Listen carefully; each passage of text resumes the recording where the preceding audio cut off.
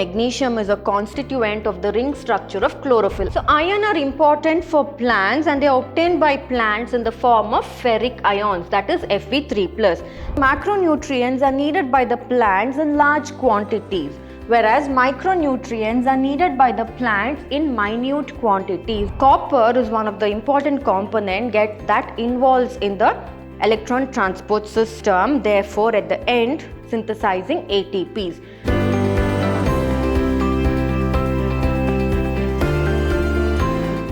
Hello everyone, a warm welcome to another session of chapter 12, that is mineral nutrition. I'm Dr. Divya, biology faculty, Vidhyaashram Pre-University College, Mysore, Temple of Excellence. So in the previous session of this chapter, we had discussed about the role of different elements in plants, right? We came to know that it is through the method of hydroponics that what are the elements that are required for the plants were able to be discovered, and out of that nearly around 60 types of different elements were discovered, and also we understood what are the different criteria which we have to consider if we have to say that those particular mineral elements are very essential for the plants. And we also learnt about kinds of minerals based on the amount the plant actually needs it. That is the micronutrient and the macronutrient. In today's session, we shall study about the role of macronutrients in plants. So what all are the different macronutrients and why it is needed to the plant in large quantities we shall. So to begin with, we shall understand what is the role of macro as well as micronutrients. So these essential elements, be it the macronutrient or micronutrient. So what is macronutrient? Macro, it is big, right? It is large. So macronutrients are needed by the plants in large quantities, whereas micronutrients are needed by the plants in minute quantities or very less quantities. That is why micronutrients are also called as the trace elements.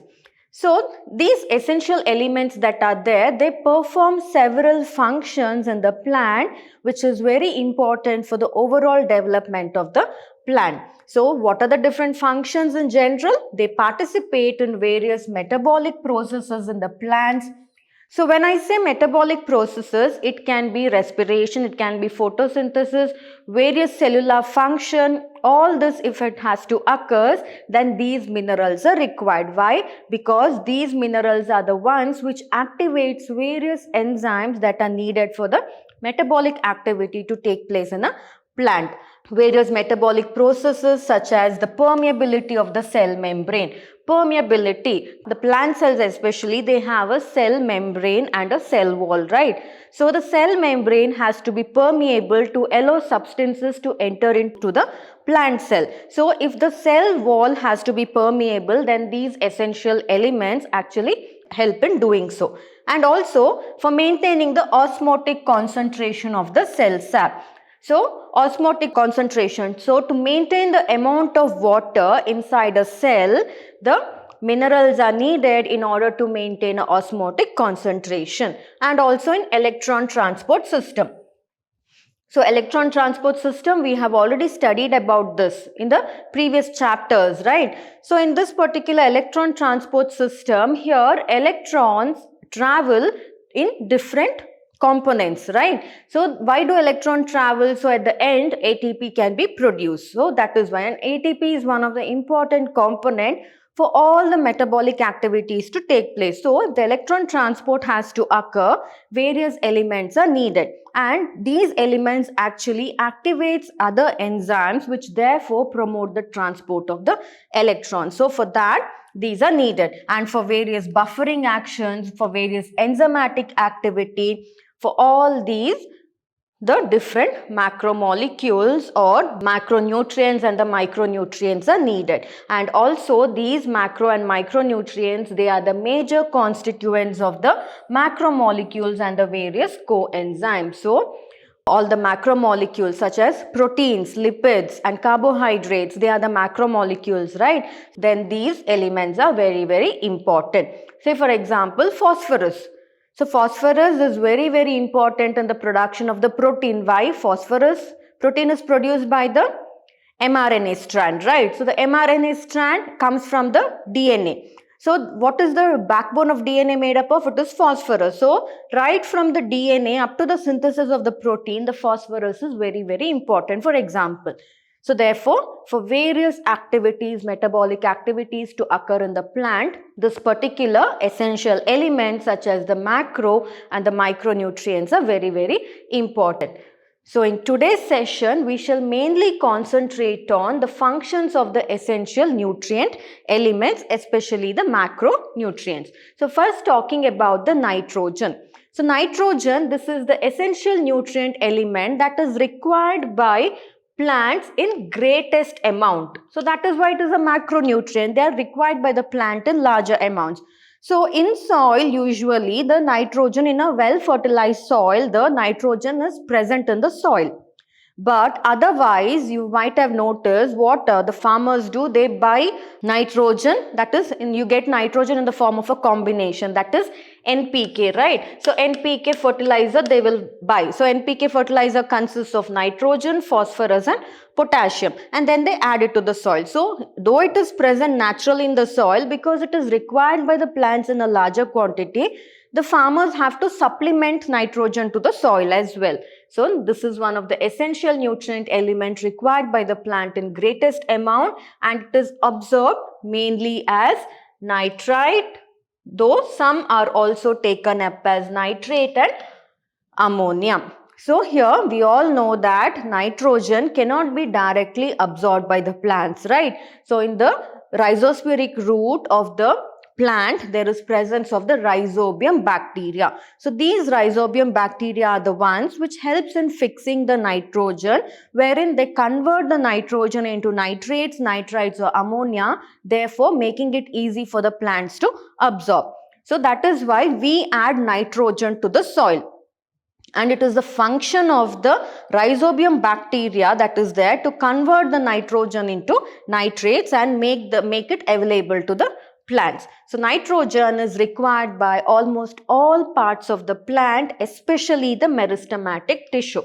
So meristematic tissues, there is the root apical meristematic tissue and the shoot apical meristematic tissue. These tissues are continuously growing or dividing, producing new cells. And if the meristematic tissues has to divide properly and produce new cells continuously, indefinite growth of the plant, then this particular nitrogen is very, very important. And also for various metabolic activity occurring in the cells, these nitrogen are very, very important. And nitrogen is also one of the major constituents of the proteins as well as the nucleic acids. It is also the major constituent of most of the vitamins and the hormones that are produced in the plants. So plants also have certain vitamins in them. Plants also produce certain hormones in them. So we have the auxin that is produced. So auxin is the hormone responsible for the formation of the root in the plant. The gibberellin, then there is the cytokinin which is responsible for the formation of the shoot in the plant. So if the shoot growth, the root growth and all that has to occur, then in the plant the hormone should be produced. So how these hormones will get produced? Because of nitrogen, because nitrogen is one of the constituent or the component of the hormone. So that is how. So for all the activities to occur in a plant, nitrogen is very, very important. So therefore, if all these are produced properly in the plant, then the overall growth of the plant will occur properly. So therefore, nitrogen is important for the overall growth of the plant. So next, talking about one more element, that is phosphorus. So phosphorus is absorbed by the plants from the soil in the form of phosphate ions. So they are absorbed as phosphate ions, that is H2PO4 minus. Some plants are not able to absorb phosphorus on a larger extent. So that is when some of the microbes, pseudomonas and all, they come to help, wherein they make the plant absorb more amount of phosphorus. So that is why phosphorus is also required in larger quantities by the plants. Therefore, phosphorus is added to the soil, wherein with a combination of nitrogen and potassium. And phosphorus is also important to the plants because it is one of the major constituent of the cell membrane, and It is a major constituent of some of the proteins. So they are also important for the formation of the nucleic acids and the nucleotides, and they are also important for phosphorylation. So phosphorylation is important in almost all the aspects of the plant's life, right? During photosynthesis, the phosphorylation is needed. During respiration, phosphorylation is needed. ADP has to get converted into ATP, then the phosphorylation should occur. That is, the addition of the phosphate group should occur. That is when the diphosphates will get converted into the triphosphates, right? So that is why for phosphorylation reactions to occur also, phosphorus is very, very important, be it the cyclic photophosphorylation or the non-cyclic photophosphorylation. Not just that, in any of the cycles, the Kelvin cycle, the Krebs cycle, or the glycolysis. So everywhere for the formation of the ATP from the ADP, this addition of phosphate group is very, very important. So that is why phosphorus is important for the overall development of the plant, for the formation of the nucleotides, the nucleic acids, the phosphorylation reactions, for the formation of this proper formation of the cell membrane. For everything, phosphorus is needed. So therefore, phosphorus is one of the macronutrient that is needed by the plant. So next, talking about potassium. So potassium is also one of the macronutrient that is required by the plant, and it is absorbed by the plants from the soil in the form of potassium ion, that is K+. And in plants, potassium is required in more abundant quantity. So abundant quantity or more quantity it is required. So that is why potassium is also supplemented to the plants in the form of fertilizer along with nitrogen and phosphorus. So here they are very, very important for the meristematic tissues, for the formation of the buds, for the formation of the leaves, and also for the formation of the root tips. So for all this potassium is very, very important. And potassium also helps to maintain the anion and the cation balance. So anion and cation balance in the cells is very important to maintain osmotic concentration as well. So for anion and cationic balance to be maintained in the cells, also this potassium is very, very important. And not just that, potassium is also involved in the synthesis of proteins and for the opening and closing of stomata. That is, if the exchange of gases has to occur, if transpiration has to occur and all that, the stomata opening is very, very important. And during the extreme dry conditions, to prevent the loss of moisture, the closing of the stomata is very, very important. So for the opening and closing of stomata in plants also, this potassium actually helps. And also potassium is one of the important component that actually helps in the activation of various enzymes that are taking part in the metabolic activities in a plant. And not just that, it helps in maintaining the turgidity of the cells. So turgidity, so the cells should always be turgid, right? So if it is turgid, then it gives a proper shape to the cell. So if the cells have to be turgid, then the water molecules inside the cell should be maintained. So for maintaining the amount of water molecules in the cell, therefore keeping up the turgidity nature of the cell intact is mainly done by the potassium. So for all this, potassium is very, very important. So next, talking about one more nutrient, that is calcium. So calcium is absorbed by the plants from the soil in the form of calcium ions, that is Ca2+. So calcium is also required for the meristematic activity of the plants and also for the differentiating tissues. So differentiating tissues. So these meristematic cells, after undergoing division, the cells which have elongated and the cells which have matured have to get converted into different parts of the plant. That is, differentiation has to occur. So if this differentiation has to occur properly, then calcium is very, very important. And during cell division also, calcium is very important for the formation of the cell wall. So we know that once the daughter cells are formed after the cell division, in the daughter cells, if the new cell wall has to get formed, then for that calcium is very, very important. And also Calcium is very, very important as calcium pectate in the middle lamella. So middle lamella, that is in the middle membrane of the cells, calcium is very, very important. In the middle lamella of the cell is nothing but there are depositions of calcium pectate, and also it is needed for the formation of the mitotic spindle. So how beautiful it is, right? So far we didn't come across the cell division, then mitosis, or anything related to the cell division we didn't come across. But when we are talking about calcium, see how specific the function of calcium is. So far whatever we studied, those elements did not participate in the mitotic division process and all that. But when we are talking about calcium, calcium is one such element which mainly helps the plant in the cell division process. So during cell division, we all know that when mitosis is occurring, what happens?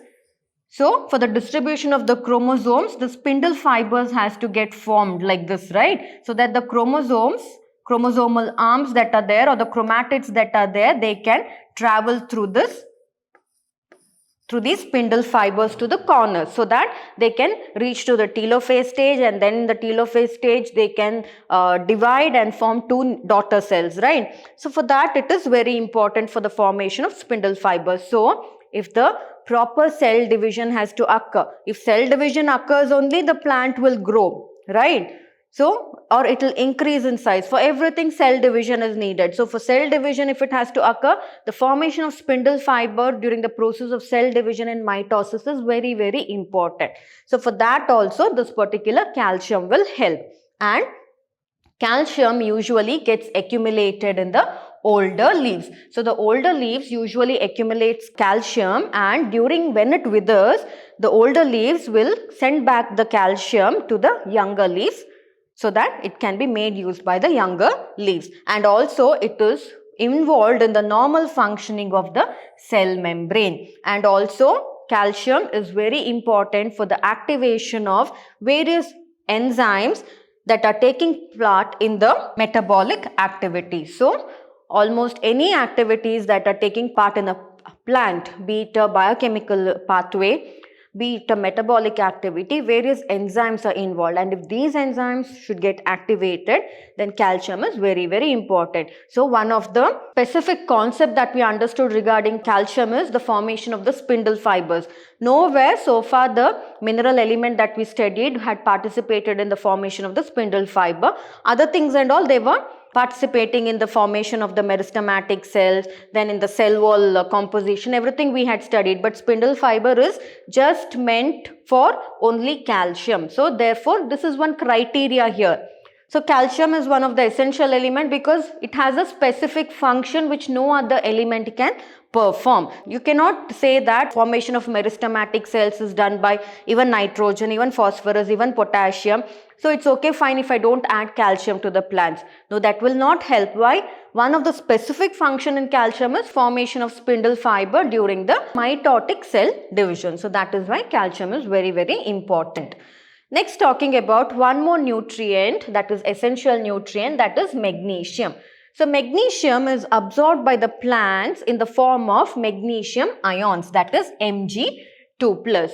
So this magnesium is required by the plants in order to activate various enzymes that are involved in the process of respiration. So I need to tell you here one thing. So magnesium is also one of the components of the chlorophyll.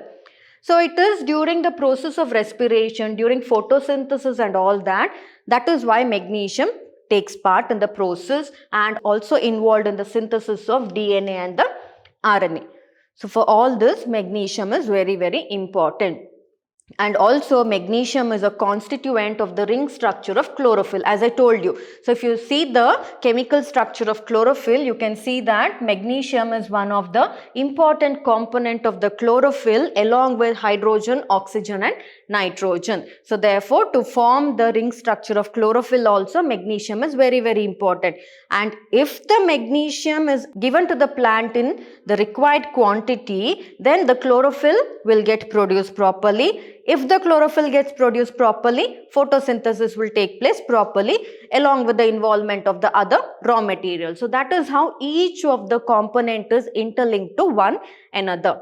And also magnesium is also helps in maintaining the structure of the ribosome. So ribosome, we all know that it is made up of a larger subunit and a smaller subunit. So that is the structure of the ribosome, how it looks. So in order to maintain this particular structure of the ribosome, this magnesium is very, very important. So here also they are specific in function. So far, nowhere we had learned that for the formation of chlorophyll, the other elements were important. But magnesium, what is the peculiarity of magnesium? It is involved in the formation of chlorophyll. It helps in maintaining the ribosome structure. These two are one of the peculiar characters of magnesium, which is not found in any of the other element. Okay, so next talking about one more, that is the sulfur. So sulfur is obtained by the plants in the form of sulfate ions, that is SO4 2-. So sulfur is present in 2 amino acids. How is amino acids produced? The DNA, they undergo various processes of transcription and all that, and after that the mRNA strand that is synthesized is the one that actually produces the proteins, and we all know that proteins is nothing but chains of amino acid. So there are 20 different types of amino acids present, and these 20 amino acids, they form a chain like structures and they form the protein. So if each of these amino acids, say for example we have cysteine, then methionine, these are two important amino acids, that is cysteine and methionine. So if cysteine and methionine amino acids has to be formed, then sulfur is very, very important. Can you see here? Sulfur S. Here also you have sulfur. Along with the other components, the sulfur is also very, very important. So that is why sulfur also should be added to the plants. And next also, it is a constituent of several coenzymes and several vitamins such as thiamine. So you can see here, for thiamine also sulfur is needed. So it is a constituent of thiamine and it is a constituent of other vitamins as well, such as biotin, coenzyme A, and also it is a constituent of ferredoxin. So ferredoxin usually takes part in the phosphorylation process. So we have studied about that. So if ferredoxin has to take part in the phosphorylation process, ferredoxin should be produced. If ferredoxin has to be produced, then sulfur is very, very important. You can see here sulfur molecules in ferredoxin as well. So therefore, each of these are interconnected to one another. So this is the role of sulfur. So next talking about iron. So iron are important for plants and they are obtained by plants in the form of ferric ions, that is Fe3+, and it is also one of the macromolecule. Why? Because it is required by the plant in large quantities when compared to other micronutrients. So when compared to other micronutrients, it is required in large quantities and it is also an important constituent of the proteins. So iron is one of the important constituent of different forms of proteins that are there, and also they are one of the important constituents in the electron transport system like ferredoxin and cytochrome. Can you see here iron is involved in ferredoxin? So see here even how beautiful it is. Previously we had discussed about sulfur. So sulfur was also a component of ferredoxin. So now if plants get sulfur, is it enough? Need to get iron also, because iron is also one of the important component of ferredoxin here. So, and this ferredoxin participates in the electron transport system, in the that is electron transport system during photophosphorylation, during all that they are very, very important, and it is reversibly oxidized from ferrous ion to ferric ion, that is from Fe2+ it can be oxidized to Fe3+ during the electron transfer, and also it activates various catalase enzymes, and also it is important in the formation of chlorophyll. So for the formation of chlorophyll also this iron is very, very important. Not just that, for the formation of various cytochromes or pigments in the plants also, iron is very, very important. So that is why iron is one of the important components which are required by the plant, especially if the electron transport system has to occur properly, and also if the chlorophyll has to be formed, iron is also important. For the formation of various cytochromes in the plants also, iron is very, very important. So this is about the role of iron in plants, and it is a micronutrient. But though it is a micronutrient, when compared to all the other micronutrients, it is required by the plants in an extra quantity. So that is about iron. So next, talking about manganese. So manganese is absorbed by the plant in the form of manganese ion, that is Mn2+.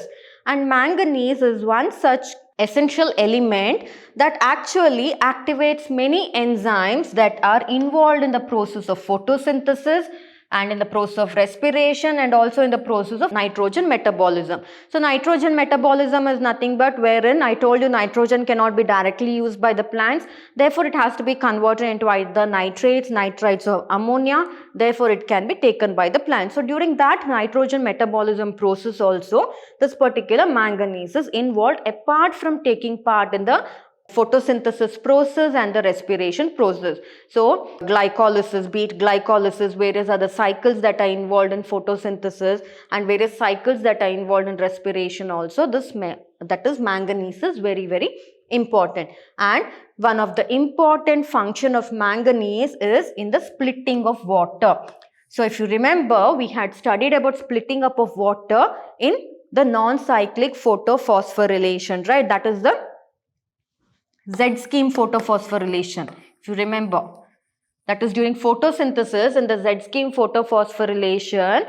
Photosynthesis, one of the raw material is water, right? So from where will it get water? So if during photosynthesis, when the light is falling on the photosystem, then at the same time the water molecules should get split. So for the splitting of water molecules, in order to liberate oxygen during photosynthesis also, the manganese is very, very important. So this is one of the important role of manganese. So it is this function. No other essential element or the nutrient can perform the function of splitting up of water during photosynthesis other than the manganese. So it is specific. So manganese also follows the criteria to be considered as an essential element. So that is one of the specific or peculiar functions of manganese. So next, talking about other element, that is zinc.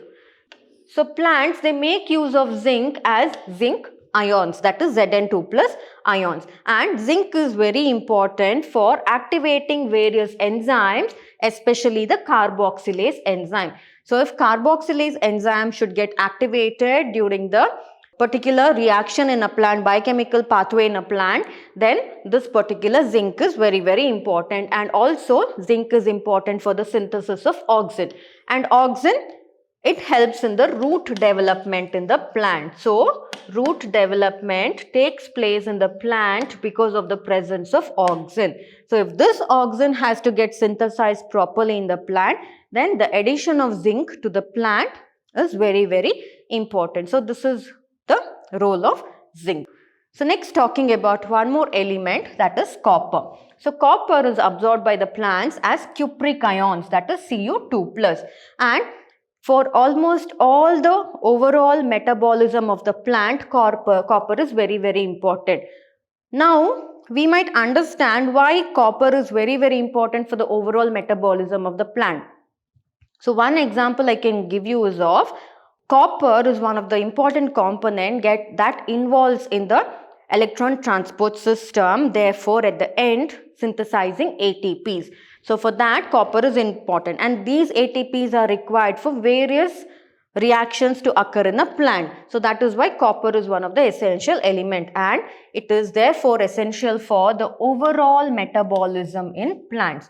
And just like iron, copper also is involved in production of certain enzymes which are involved in the redox reaction, and also it can be reversibly oxidized from copper ions to cupric ions, that is Cu+ to Cu2+. So from copper ions to cupric ions also it can be reversed. So just like iron, how it could be reversed, this copper also can be reversed. So next, talking about the boron. So boron, it is absorbed in the form of borate or boric ion. So boron is required for uptake and utilization of calcium. See here how it is interlinked to one another. So if calcium has to be absorbed by the plants, then boron should be absorbed by the plants.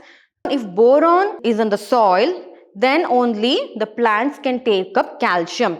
So, it is not enough for us to only add calcium to the plants. We need to add along with, so if calcium has to be taken by the plants properly, then boron is also important. So, boron is required for the uptake and utilization of calcium by the plants, and it is important for the functioning of the membrane, for the germination of the pollen grains. Beautiful process, germination of pollen grains. So far, none of the element had participated in the germination of pollen grain, right? And that is why while performing the pollen germination experiment in the lab, to the solution along with sucrose, we also add boron. This is the reason. And also along with that, we add calcium also. So this is the reason behind that. So for pollen germination, it will help, and for cell elongation, it will help. So pollen grains, once it falls on the stigma, it has to germinate, right? So for that, if it has to germinate, means it will germinate like this by producing the pollen tube.